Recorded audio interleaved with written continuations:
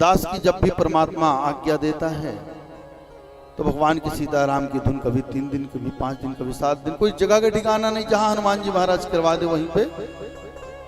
न किसी से अनुमति सिर्फ हनुमान जी महाराज से अनुमति रहती है, बस हो गया। न किसी से धन की याचना रहती है कीर्तन में।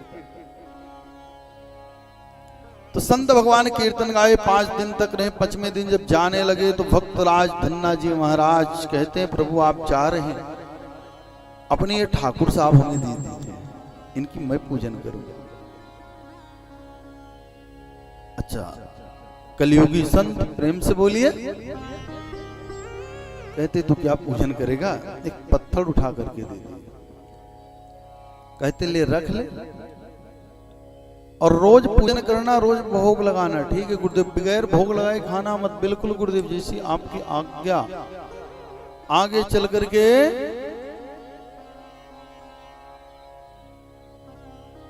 भोग लगाने का समय आया, संत भगवान चले गए। एक बार प्रेम से बोलिए राधे राधे, और भाव से बोलिए, और भाव से बोलिए राधे। अब संत भगवान क्या किए? चले गए घर पर। बस ज्यादा प्यास किसी को लगे भैया तो एक जगह रखवा दीजिए, पानी जाकर के पी लेंगे, और आप भी बढ़िया बैठ करके कथा सुनिए। शादी ब्याह कुछ ऐसा कार्यक्रम हो तो ठीक है, बड़ी सेवा करें। ये भगवान की कथा हो रही है ना, एक जगह रखवा दीजिए, किसी को प्यास लगे ज्यादा तो जाकर के पी लेंगे। हाँ बस, कोई भी हो, प्रेम से बोलिए और भाव से बोलिए राधे राधे। अब इस प्रकार से संत भगवान चले गए। यहाँ पर घर पर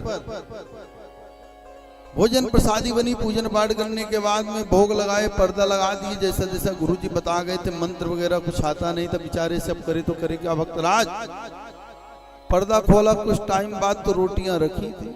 प्रभु आप पाओ, दोबारा पर्दा लगाया, नहीं पाया। तीसरी बार भक्तराज धन्ना जी कहते हैं कि भगवान अगर आप नहीं पाएंगे तो मैं भी भूखा ही रहूंगा, क्योंकि हमारे गुरुजी ने आदेश दिए। तीसरी बार जो ही पर्दा लगाए तो भगवान सब रोटियां खा गए। प्रेम से बोलिए, सभी रोटियां पा गए। अब इसके बाद में रोज की ये दिनचर्या बन गई, भगवान को भोग लगाते, रोटी पवाते, भगवान प्रसन्न। अब प्रभु जो ही प्रसन्न हुए तो एक दिन कह बैठे, तू गौ माता चराने जाता, भैया तेरी रोटियां मैं खा रहा हूं, दिन भर बैठा रहता हूं, तो एक काम कर गौ माता चराने अब मैं जाता हूं। भक्तराज ने कहा, प्रभु कैसी बात कर रहे हैं? भगवान कहते नहीं, निश्चित, हमारी रोटी तो पैक कर दिया कर, हम तो वहीं पा लिया करेंगे वन में। और लेकर के चल दिए, अब गौ चराने जाने लगे रोज। प्रेम से बोलिए,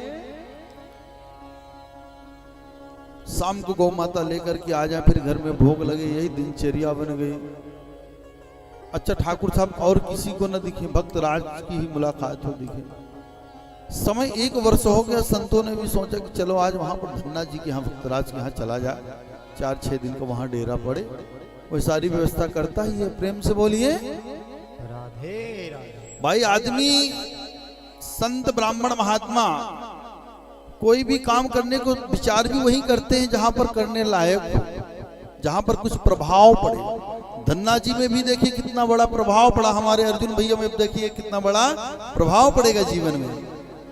परमात्मा इनके पूरे परिवार को, कुटुंब को खूब आनंद दे, पूरी समाज को आनंद दे। प्रेम से बोलिए। अब यहां पर आए जो आए, आकर के धन्ना जी को फिर से बुलाए।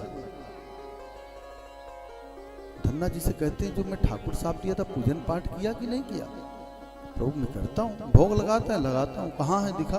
वो तो गए हैं, गौ माता चराने गए हैं। प्रेम से बोलिए, गौ माता चराने गए हैं।